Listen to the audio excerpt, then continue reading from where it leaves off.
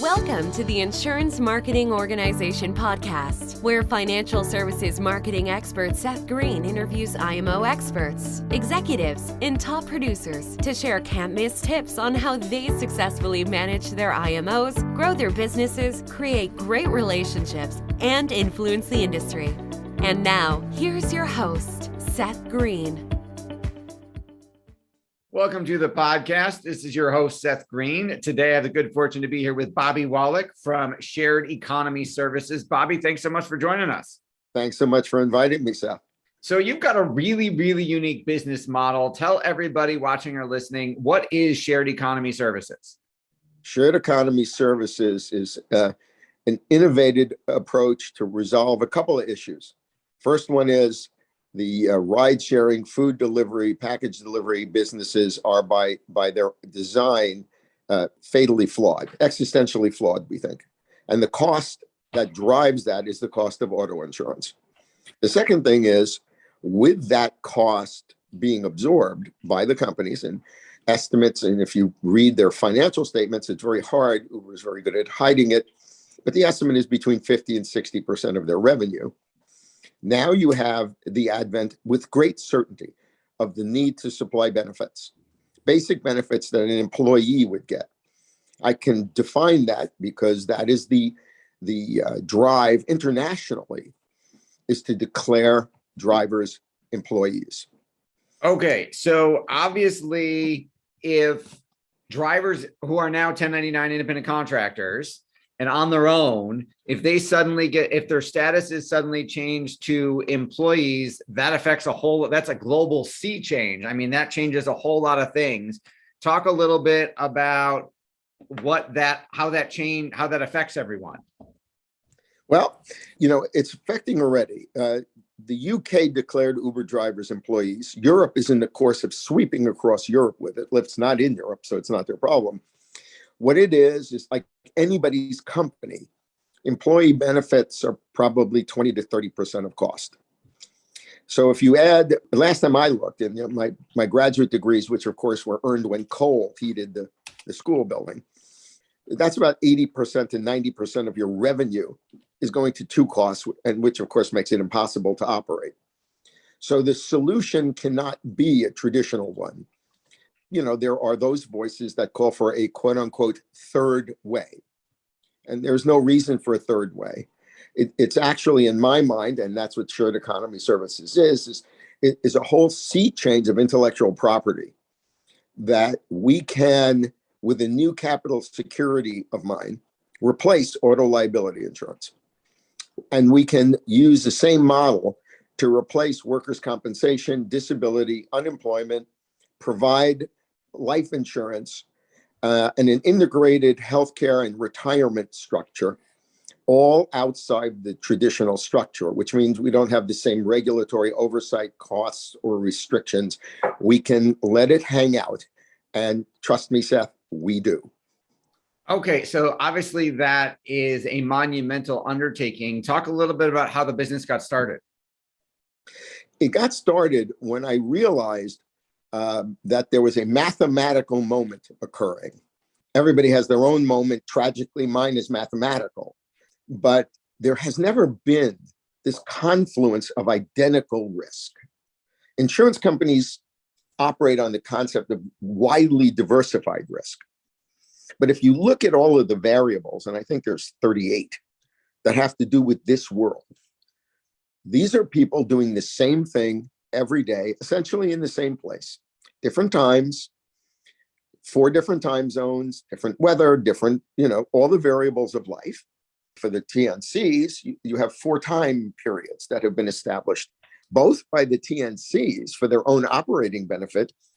And then sadly enough for them, the states decided to take advantage of it. Period 0, 1, 2, 3.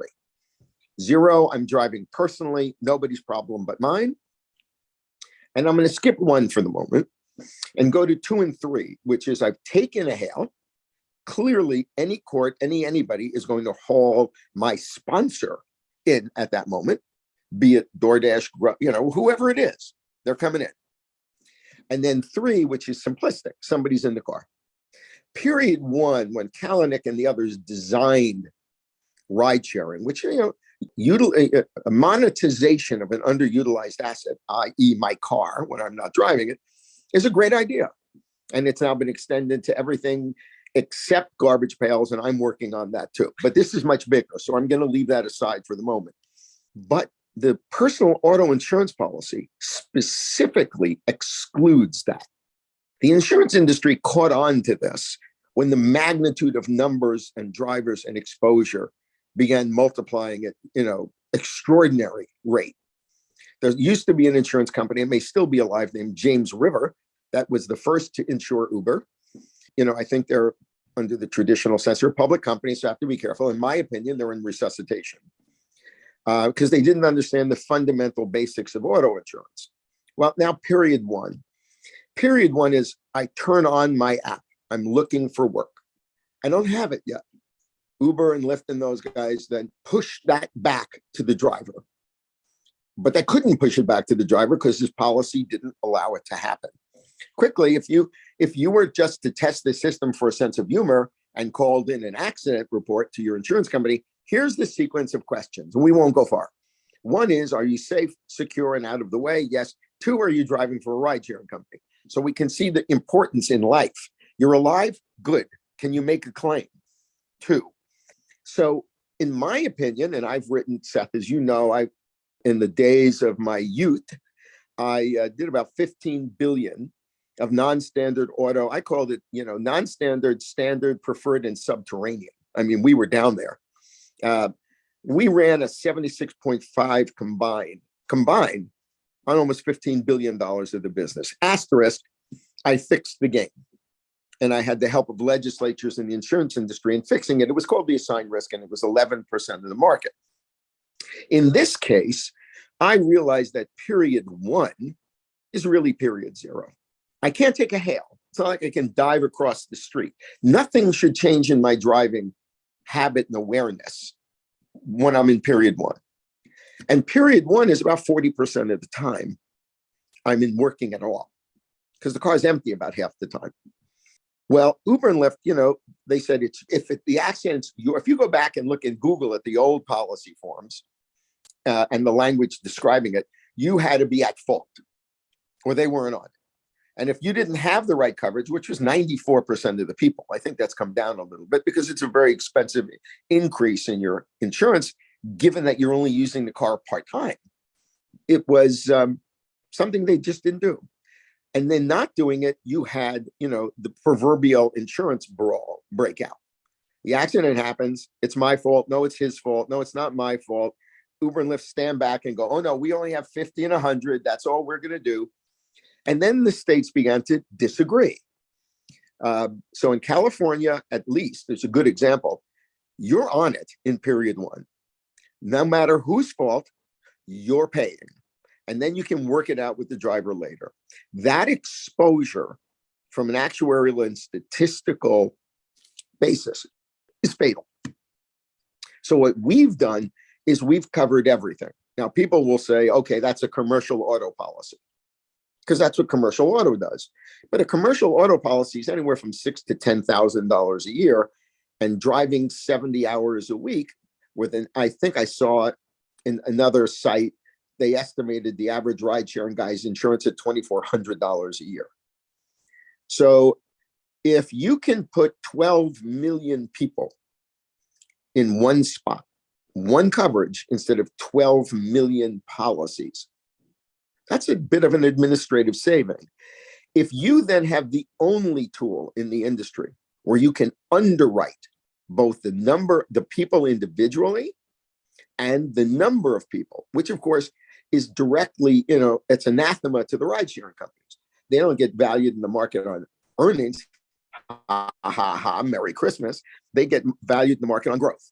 Like many other things, they're growth. Well, and that means more and more and more and more drivers and inflating fares. And they've done that. The problem is, from an insurer's perspective, that's anathema. I can't underwrite you because they're just going to take you. And I can't control the volume because that's the direct opposite of the interest of the ride sharing company. And that is opportunity. And the mathematics say, if you can create a way, which I did, to go to what, Seth, you and I both know it is probable maximum loss. The term actually, I think, came out of the Florida hurricane insurance world. If you can do that, then you can come up with an entirely different way of pricing and evaluating it. The other thing is the results on this business are so god awful that no insurance company will take the risk. So 100% of the cost. This is not like self-insurance, okay? This is not like you taking the risk and somebody else doing the work. This is like everything. So they have fronting companies. I believe it's Allstate, Progressive, Liberty, and Farmers. I don't believe it. I know it, but I'm playing coy. They front, and 100% of the costs get passed back. Also a fronting fee, also a service fee. So are you distributing this? Is then Uber and Lyft your clients? Are you going after the 12 million drivers? Or are you doing both? I'm doing both. And I'm going after DoorDash, Grubhub, the 15-minute guys. If you drive, I call it logistical. If you drive, whatever you deliver, food, people, packages, first mile, last mile, 10 minutes, 15 minutes, you got 2 hours, I'm stopping at my girlfriend's house. Whatever it is that you're doing in a car, I'm going to sweep you all into one player. I'm going to consolidate the entire logistics market under one roof. That's one heck of a BHAG. Yeah, it is. It's like going to be a lot of fun, but we go further. If you look at what drivers want, if you look at the benefit surveys and the interviews and all that, one, they want income. Two, they want predictability or certainty of income. Three, they would love benefits. Four, they want to control their own fate. I've been very disappointed in the general IQ across the board, but in this particular area where these, the ride sharing and other guys have gotten a law passed in California, which ultimately got reversed. And by the way, whatever they say, they've lost that one. Those are not benefits. That's BS. That's all mathematically calculated to pay as few people as little as possible. I'm talking about when we stand up, we will have one player with pre-programmable time. So you can set up a week or 2 weeks of people, packages, food.